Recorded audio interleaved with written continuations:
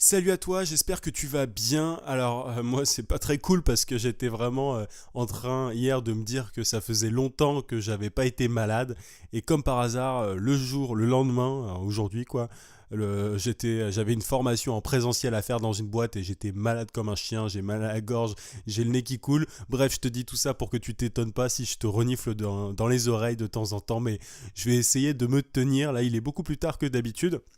Normalement, je fais le podcast beaucoup plus tôt. Là, voilà, grosse journée et puis en plus, j'étais pas très bien, donc c'est pas grave. Mais excuse-moi si je suis pas si je suis pas au top de ma forme. Aujourd'hui, je voudrais quand même te parler d'un sujet particulièrement important. Alors, je te l'ai dit, si tu l'as vu, si tu as suivi le podcast d'hier, je déteste le terme contenu parce que, pour moi, le contenu, c'est un terme qu'on utilisait en agence de publicité.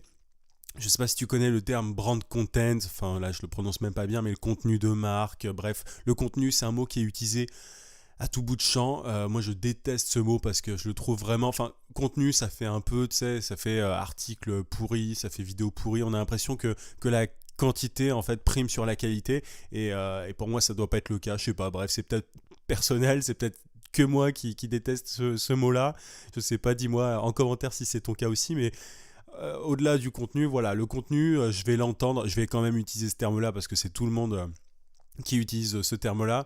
Mais ce que j'entends par contenu, c'est des articles de blog ou des vidéos, bref, le fait d'être présent sur les réseaux sociaux et sur le digital de manière générale. Ce que je voudrais t'inviter à faire dès aujourd'hui, c'est à créer du contenu. Il faut absolument que tu crées du contenu. Qu'importe ce que tu fais, que tu sois freelance, que tu veuilles gagner de l'argent sur Internet, peu importe, il faut absolument que tu crées du contenu. Il y a énormément de gens avec qui je parle, qui suivent notamment le podcast, qui ne créent pas de contenu.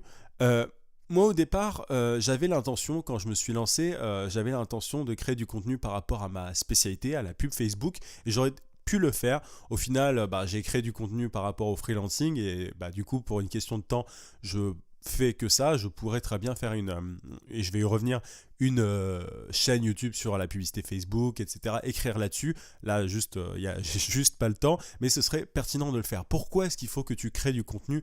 Qu'importe ce que tu fais, que tu sois freelance ou que tu veuilles monter un business en ligne ou autre d'ailleurs. Peu importe ce que tu fais, le personal branding, c'est quelque chose qui est particulièrement important.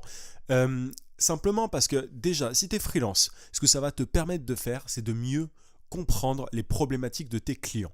Ce matin, j'étais dans une boîte de conseil et je les formais en réseaux sociaux. Et ce qui était vraiment intéressant, c'était que, tu vois, je leur parlais principalement de LinkedIn et de Facebook parce qu'ils font des articles de blog. Je leur disais je leur expliquais comment booster notamment leurs articles de blog grâce à la publicité Facebook, etc. Bref, et au final, je me suis rendu compte que le contenu, ce que ça impliquait, c'était de bien connaître sa cible. Ça peut paraître bête, mais c'est-à-dire que les articles de blog, il faut les choisir en fonction des problématiques de ta cible. Tu vois, si je sais pas, si tu es graphiste et que tu as un blog qui parle de graphisme, ton but, normalement, pour avoir plus de visibilité, etc., c'est de faire des articles utiles, des conseils, des trucs qui aident.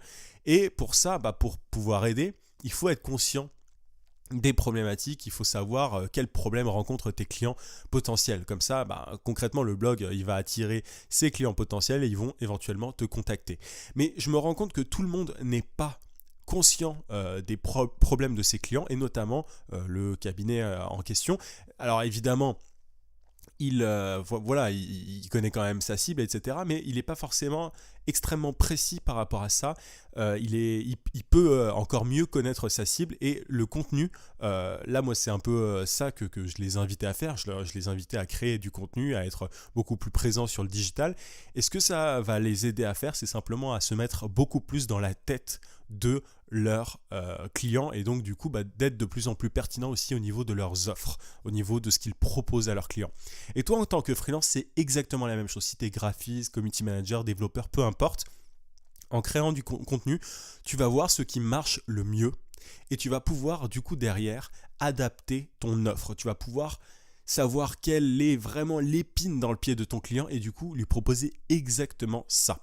Imaginons, tu publies une vidéo YouTube, je te parlais d'articles de blog, mais peu importe le réseau social, peu importe l'endroit, si tu crées une une vidéo sur un sujet en particulier et que tu te rends compte que ce sujet marche beaucoup moins, cette vidéo marche beaucoup moins qu'une autre vidéo sur, je sais pas, tu vois, si t'es graphiste et que tu commences à parler de conversion sur un site internet en e-commerce et que tu vois qu'il y a beaucoup de réponses, enfin il y a beaucoup de vues sur cette vidéo YouTube par rapport à une vidéo qui traite, je sais pas moi, de la couleur d'une bannière, enfin j'en sais rien, je dis n'importe quoi, mais si tu compares deux contenus et que tu vois que l'un marche beaucoup mieux que l'autre, t'as intérêt à te dire ah tiens, enfin tu vas comprendre simplement que le sujet qui a eu le plus de vues intéresse beaucoup plus et ça va te permettre, ça va te mettre la puce à l'oreille et ça va te permettre derrière d'être beaucoup plus pertinent quand tu auras notamment à convaincre un client en face à face, au téléphone ou autre, parce que tu auras compris grâce à ton contenu, à ces espèces de, voilà, à ces vidéos, à ces articles de blog, à toutes ces bouteilles un petit peu à la mer lancées, parce qu'au début ce que tu fais c'est ça, c'est un petit peu, tu lances des sujets un peu à l'instinct, en te disant bah tiens ça peut intéresser, ça peut intéresser, etc. Et au fur et à mesure, tu vas être de plus en plus précis ou précise parce que tu vas comprendre ce qui marche et du coup bah, tu pourras encore mieux convaincre tes clients quand ils seront en face de toi parce que tu sauras que ah tiens la majorité de mes clients dans tel secteur rencontrent tel problème. J'espère que je suis assez clair, mais en gros en créant du contenu sur YouTube, sur peu importe vraiment, peu importe la forme, on s'en fiche complètement, tu vas comprendre au mieux ton client et du coup tu vas pouvoir être de plus en plus pertinent et du coup bah forcément ça va faciliter la prospection, ça va te permettre d'aller droit dans le mille à chaque fois. Tu vois, si il y a pas mal de gens qui cherchent leur niche, j'en parle souvent. Bah ça, le contenu sur les réseaux sociaux, enfin sur YouTube ou des articles de blog ou autre, ça peut te permettre éventuellement de tester des niches.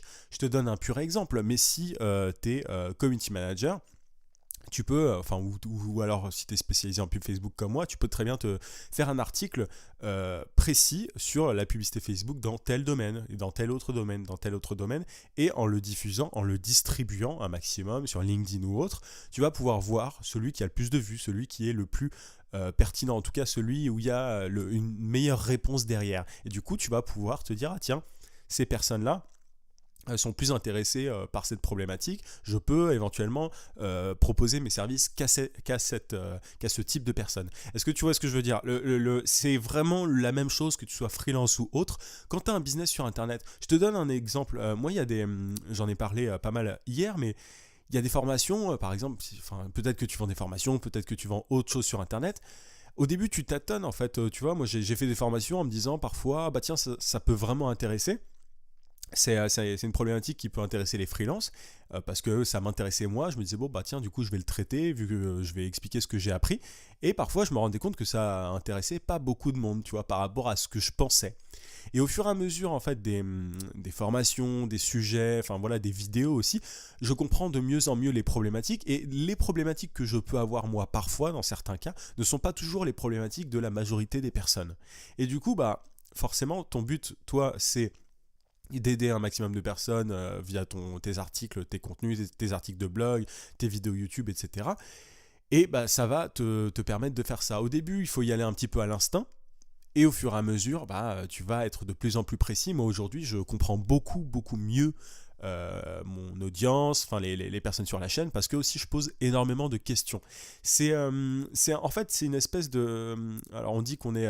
c'est un peu une méthodologie de start-up. Tu as beaucoup de start-up qui font ça. En fait, c'est-à-dire que tu regardes les statistiques. C'est une question de chiffres. Tu regardes concrètement qu'est-ce qui marche. Tu présupposes de rien. Tu regardes ce qui marche. Tu publies. Tu fais ton truc. Et sans aucun a priori.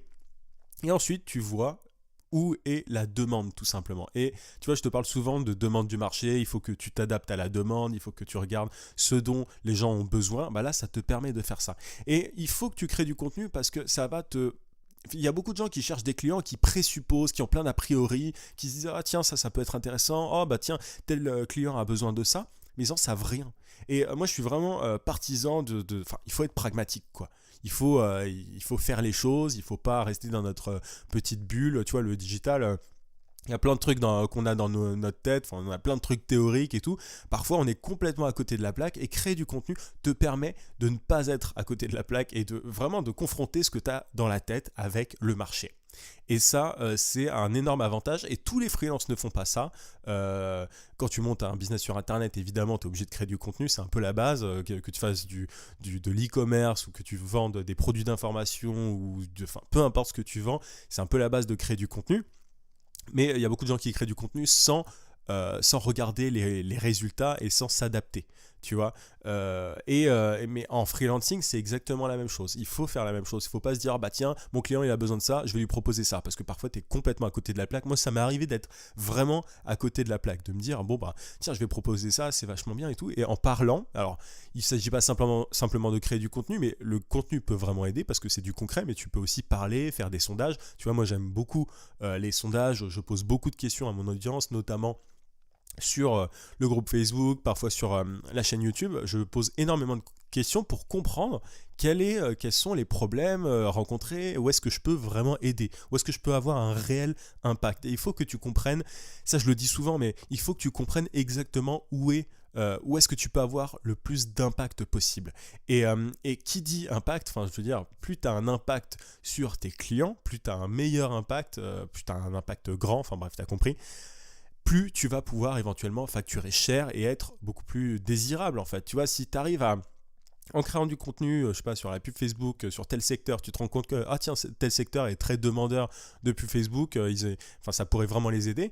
Bah tu peux faire que ça et derrière ils vont te payer super cher parce que tu vas te rendre compte qu'ils ont besoin de toi. Contrairement à d'autres secteurs où ils en ont rien à faire, tu vois. Moi enfin, soit tu poses les questions directement, tu vois, tu peux aller essayer de contacter des clients, tu peux essayer de poser des questions. Ça c'est vachement bien. Moi il y a plein de trucs que j'ai découvert comme ça, il y a plein de vraies problématiques que j'ai découvert en discutant avec les gens, mais tu vois, en appelant ou en envoyant des emails, juste simplement en demandant, en disant bah, je m'intéresse à votre secteur, j'essaie de voir comment est-ce que je peux aider, est-ce que ça vous dérangerait si on discutait 5 minutes au téléphone. Moi, c'est un truc que j'ai déjà fait.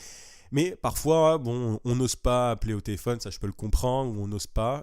Et le meilleur moyen, c'est de créer du contenu, c'est simplement de sortir ce que tu as de la tête, de le mettre en ligne et de voir la réaction des gens. Et ça, ça trompe pas. Il n'y a pas de triche, il n'y a pas de, tu vois, il n'y a pas de bullshit. Enfin, tu vas voir concrètement comment les gens réagissent.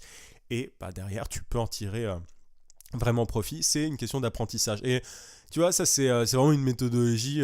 Enfin voilà, tu regardes les chiffres, tu regardes les statistiques, les mesures. Enfin, tu essayes de jouer un petit peu aux mathématiciens et tu regardes. Oh bah tiens, ça c'est intéressant, ça c'est moins intéressant. C'est comme moi sur ma chaîne YouTube, il y a plein de sujets. Alors moi qui m'intéresse, je m'adapte pas tout le temps non plus.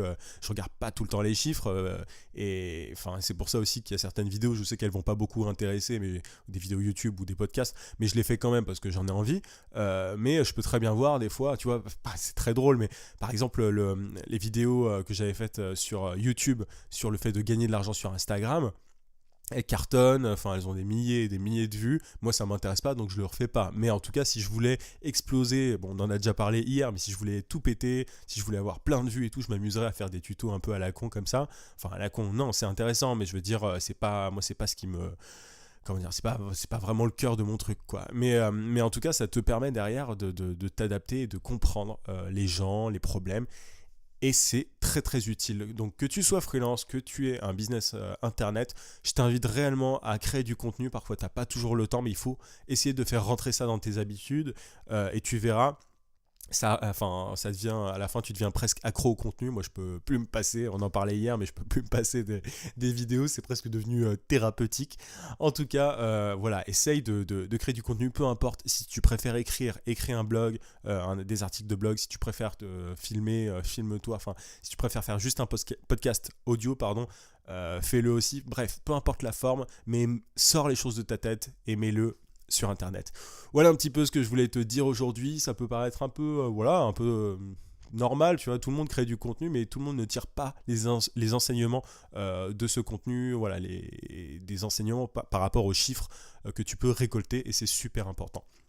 Je te rappelle, si tu n'as pas vu le podcast d'hier ou si tu n'as pas allé jusqu'au bout, que jusqu'à dimanche 23h, je fais moins 60% sur presque toutes mes formations. C'est ça, voilà, je peux pas le faire à chaque fois, c'est vraiment exceptionnel parce que ça, en fait, les 1 an de la chaîne YouTube, t'es peut-être juste sur le podcast, mais voilà, ça fait 1 an justement que je crée du contenu. Je vais arrêter d'utiliser ce terme-là, je le déteste.